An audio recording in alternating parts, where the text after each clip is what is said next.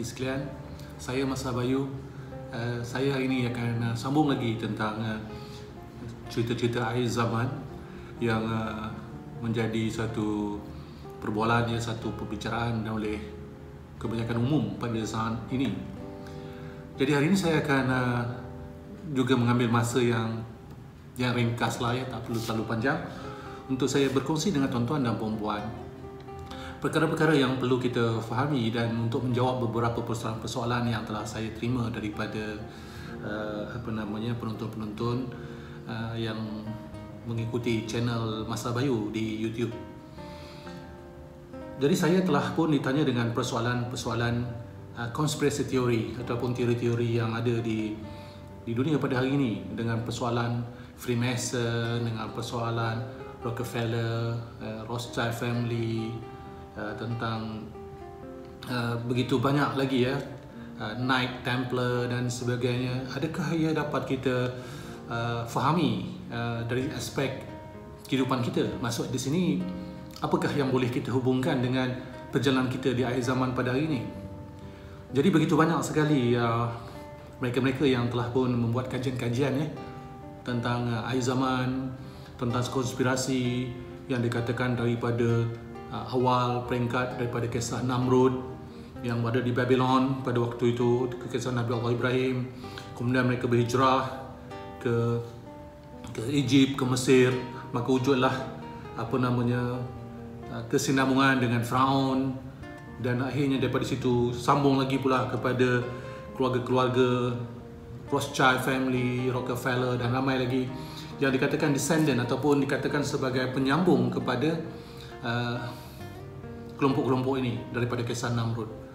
Dan itulah wujudnya mereka-mereka yang hari ini dikatakan telah menguasai dunia dengan begitu banyak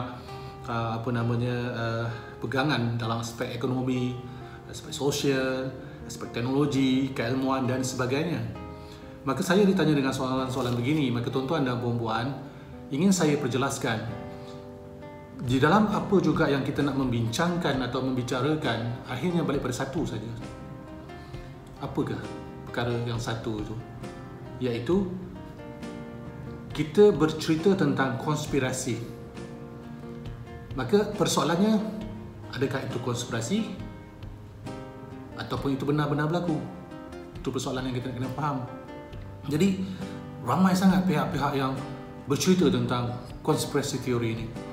Terlalu jelas dalam saya tengok dalam sosial media, blog-blog, orang-orang yang tertentu, dan yang mengikutnya tu, yang menjadi followernya tu beribu, bahkan berjuta. Sekali dia publish ataupun dia ceritakan tentang akhir zaman, beribu orang, malah berjuta yang akan menonton kisah-kisah yang disampaikan. Maka bagi saya tidak ada persoalan dalam aspek untuk kita berkongsi dengan pengetahuan-pengetahuan sedemikian di akhir zaman. Balik pada satu perkara yang akan saya sentiasa bertanya. Jika kita dah rasakan ataupun menyatakan itu benar, benar berlaku, itu bukan konspirasi, benar berlaku, maka apa yang persediaan perlu kita lakukan? Memang benar wujudnya kisah tentang Namrud, benar berlakunya tentang kisah Firaun. Zaman ini juga ada Firaun, contohnya adalah descendant ataupun waris-warisan daripada Namrud, memang betul-betul berlaku. Dan itu tidak dapat kita nafikan. Contohnya, tak dapat kita tolak, memang benar berlaku. Maka persoalannya, apa yang perlu kita lakukan sekarang? Apa yang perlu kita laksanakan sekarang? Kita dah bongkar dah ni.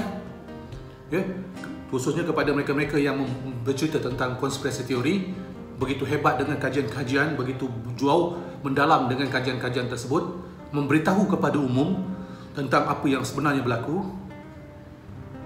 Jadi apabila itu telah pun dijelaskan dan masyarakat dah tahu, umum dah tahu tentang cerita-cerita tersebut, bukan lagi konspirasi contohnya, benar berlaku, maka soalan saya, apa langkah seterusnya? Apa yang perlu kita buat sekarang? Apa yang perkara yang perlu dilaraskan atas cerita-cerita yang benar tadi? United Nations lah sedemikiannya, contohnya Rockefeller lah, contohnya Rothschild family lah, contohnya semua dah benar-benar berlaku. Kisah di Palestin contohnya, peristiwa-peristiwa yang menghancurkan sosial budaya manusia berlaku, brainwash, ya, mengubah minda pola minda, semua tu dah betul berlaku. Tapi apakah solusi yang kita dapat hari ini? Apa yang kita nak buat hari ini? Ini yang sepatutnya kita fikirkan. Kita bercerita dengan segala macam kisah-kisah akhir zaman mampu, tuan-tuan dan puan-puan. Semua orang boleh bercerita. Semua orang boleh menyatakan, buka rahsia sebesar rahsia sekalipun. Tetapi setelah kita buka sesuatu cerita ataupun fakta-fakta yang kita katakan tersembunyi selama ini, dah betul, memang wujud, maka apa yang perlu dilakukan oleh masyarakat umum? Apa yang mereka nak buat? Oh, benarlah tuan-puan, memang wujud kisah raja-raja yang ada contohnya di beberapa negara ini adalah daripada sejarah Namrud. Okey, saya katakan betul. Saya kata benarlah sekalipun. Benarlah, saya setuju. Maka apakah kita nak buat selepas itu? Maka inilah persoalan-persoalan yang harus kita fikirkan bila sampai kepada akhir zaman. Jangan kita bercerita tentang masalah. Jangan kita bercerita tentang perkara-perkara yang dah tentu-tentu berlaku, kerana itu janji iblis kepada Allah Subhanahu Wa Taala. Dia akan menyesatkan kita. Dia akan melakukan apa juga tindakan untuk memastikan manusia akan berjalan ke neraka.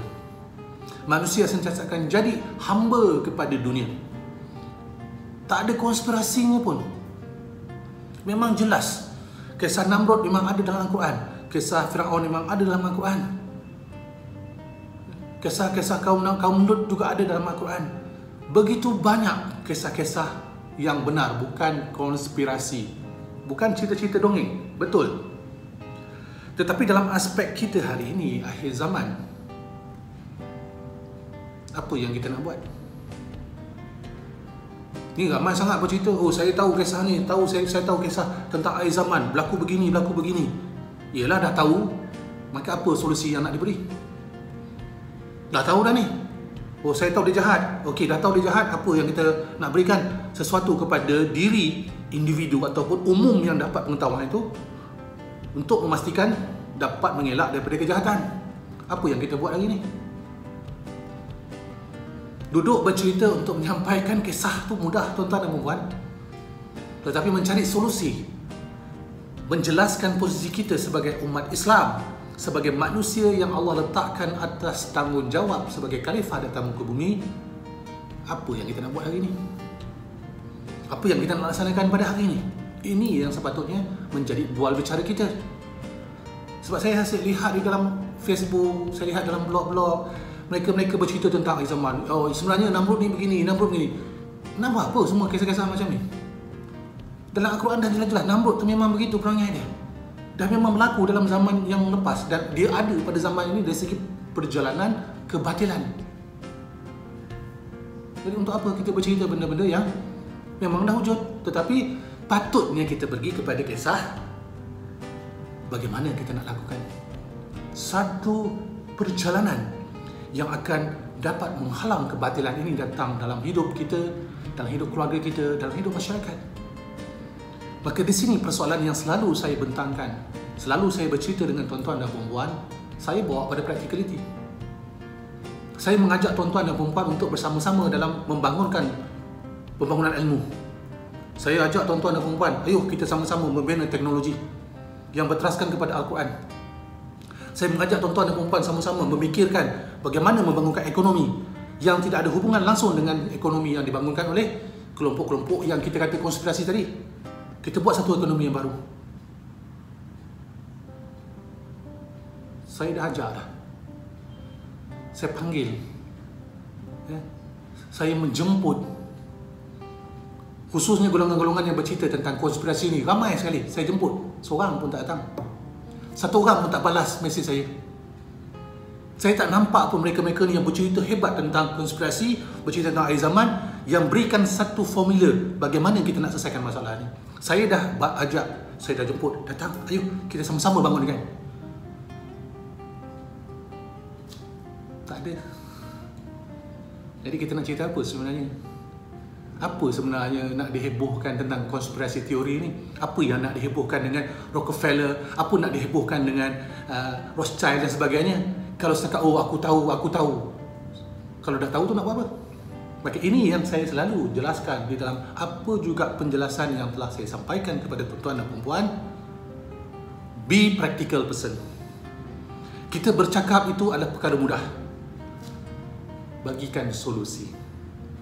Jangan membuka kisah tetapi tidak memberikan jalan untuk menyelesaikan masalah.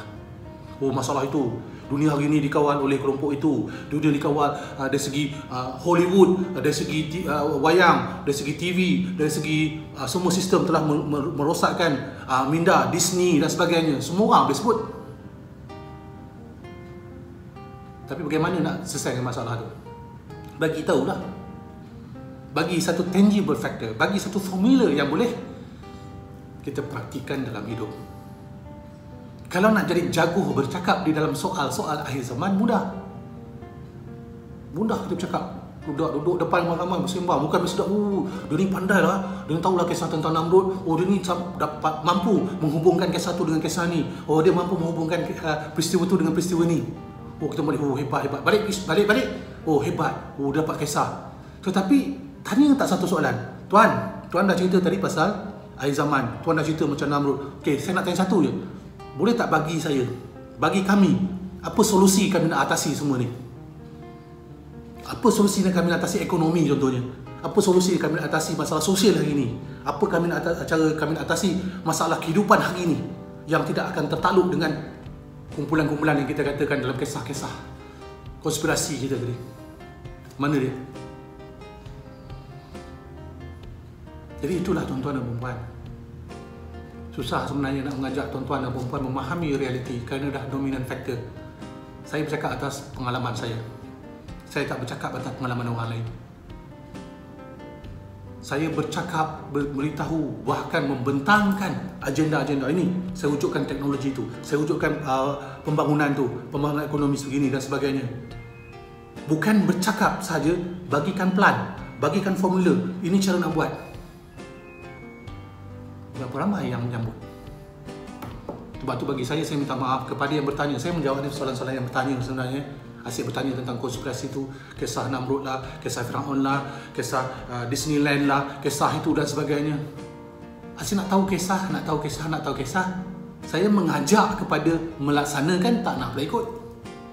Asyik nak tanya kisah tu, kisah ni. Dah memang betul berlaku. Itu janji iblis kepada Allah.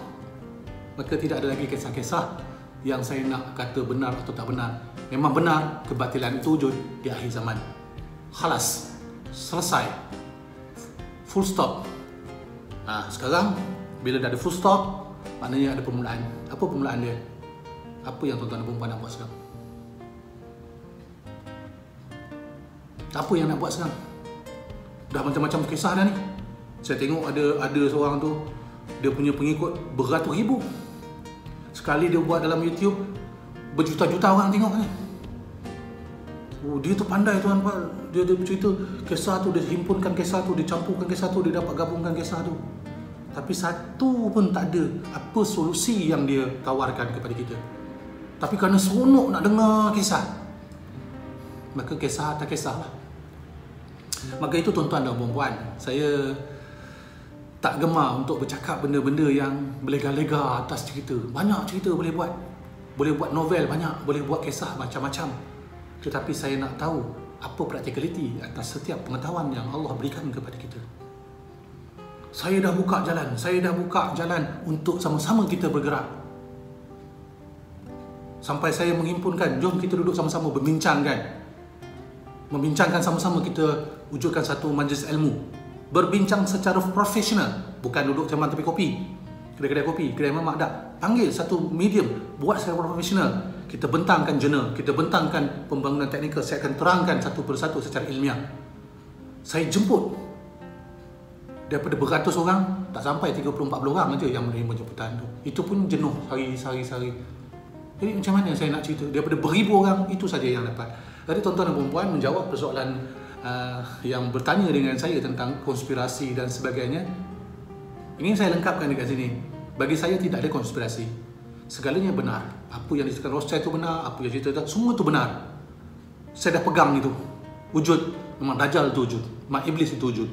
Maka apa yang saya ingin capai Dan ingin saya nyatakan kepada tuan-tuan dan puan-puan, Masa Bayu bercerita tentang pelaksanaan.